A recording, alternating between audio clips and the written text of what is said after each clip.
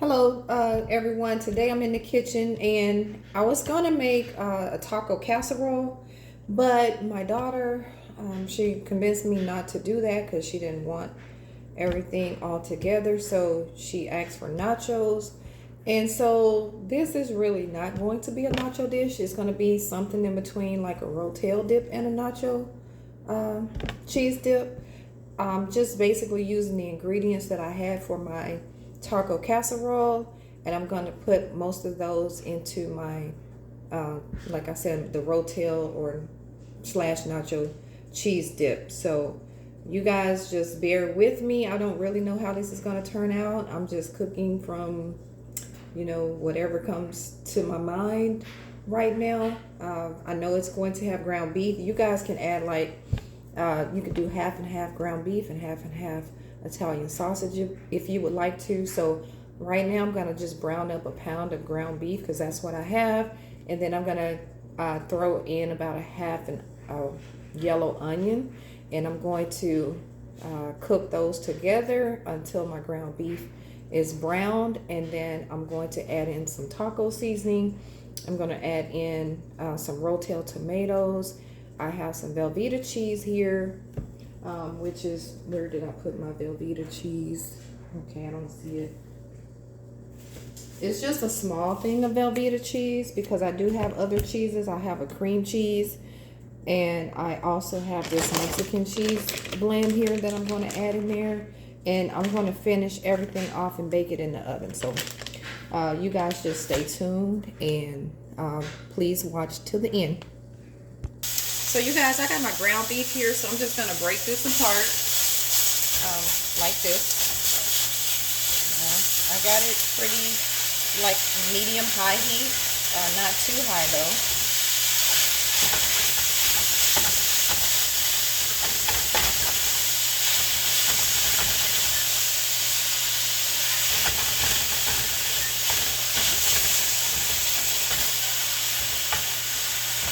And right while this is cooking, I think I'm just going to go ahead and add my onion to this. This ground beef doesn't have a lot of fat. This is like 93% lean. I recommend using an 80 to 80-20 ground beef if you have it. But that's okay if you don't. This works just fine. So right now I'm adding in my onion. Like I said, this is about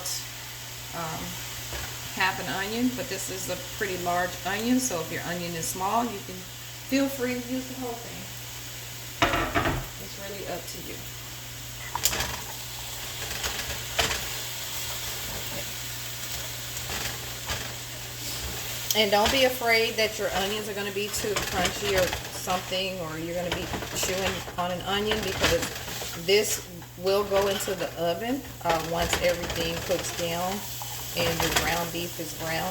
Once we mix all of our cheese together and everything, then I'm going to combine my cream cheese, my Velveeta, and my Mexican cheese, and we're going to put that into a baking dish. I actually have a cooking stone.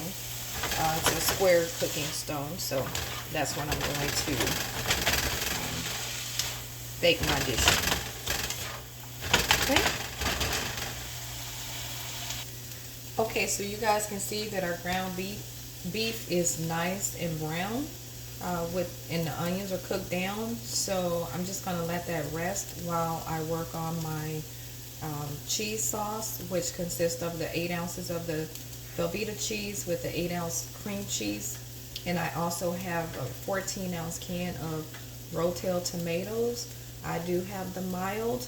If you like, you can go ahead and add those. And I also have some green chilies that I'm just going, and these are mild as well. I'm just going to go ahead and add them to my meat mixture and stir that in just for a bit more flavor.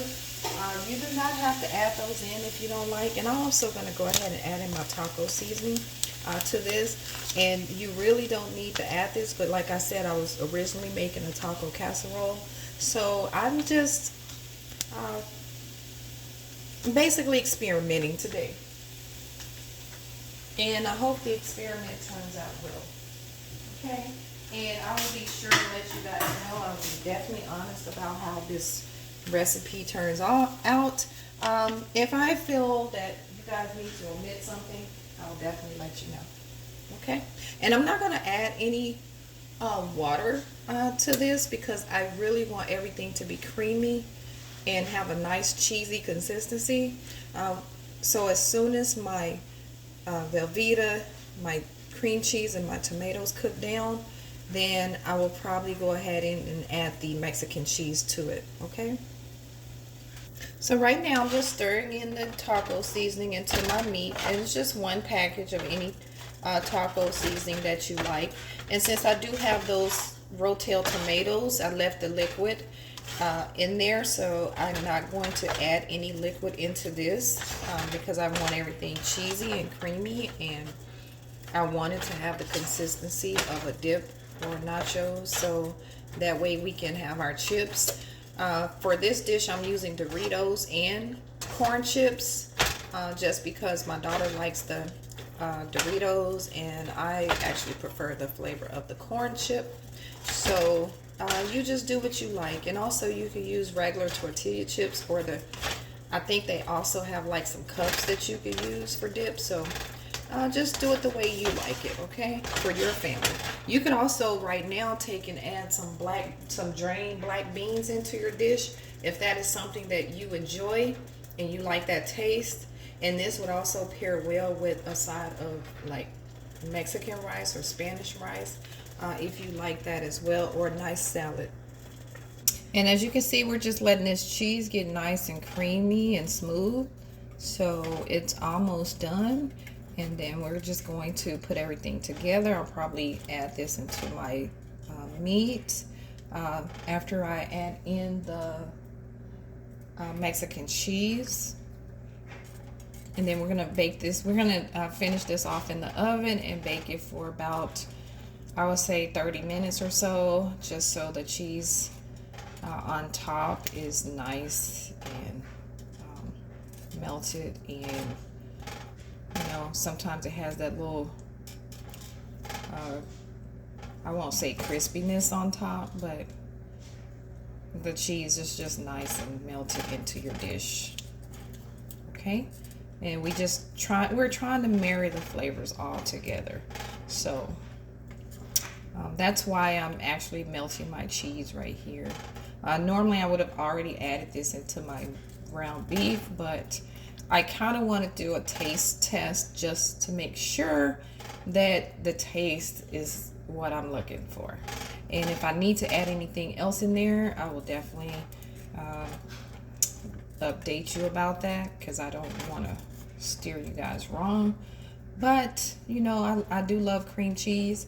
I was also thinking about adding a sour cream in here, so I will probably go ahead right now and just tell you that I'm thinking I'm going to add in a cup of sour cream to this right now.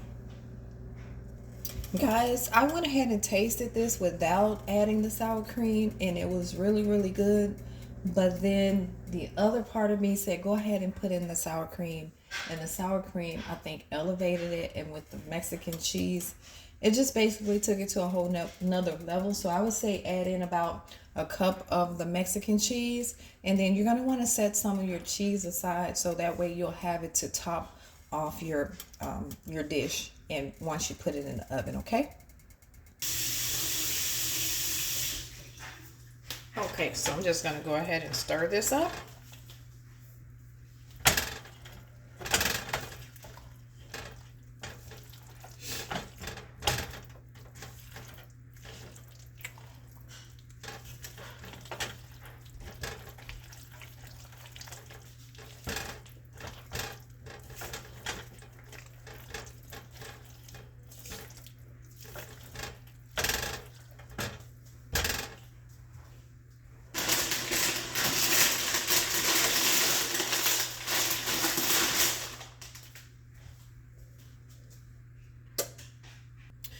After everything was said and done, I just felt like this dish still needed an extra kick to it, so I added in a small can. I think it's a 10-ounce can of the red enchilada sauce. I also added in about a teaspoon of chili powder and a half a teaspoon of cumin and just a little bit of paprika in my dish. If you guys don't like that flavor profile, you feel free to omit it, but I'm just telling you that it really changed the flavor profile a bit, and it's really good. So I would recommend keeping that in there. And as you can see, I have my cooking stone right beside my pan, so I'm just gonna pour that into this dish right now and add the remaining Mexican cheese on top and let this all these flavors marry together in the oven for 30 minutes. Oh, and make sure you guys spray your cooking stone. If you're using a stone like this, make sure you spray it first. And you feel free to use a casserole dish or any other dish that you might have in your kitchen if you don't have the cooking stone. You absolutely don't need the stone. And this is what it looks like before I add the cheese on top. Okay, y'all, so now I'm gonna put this in the oven and bake at 375 for 30 minutes, okay?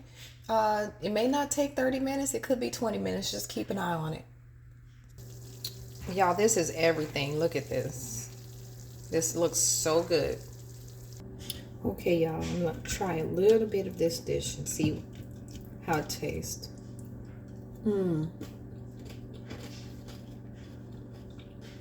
Very good.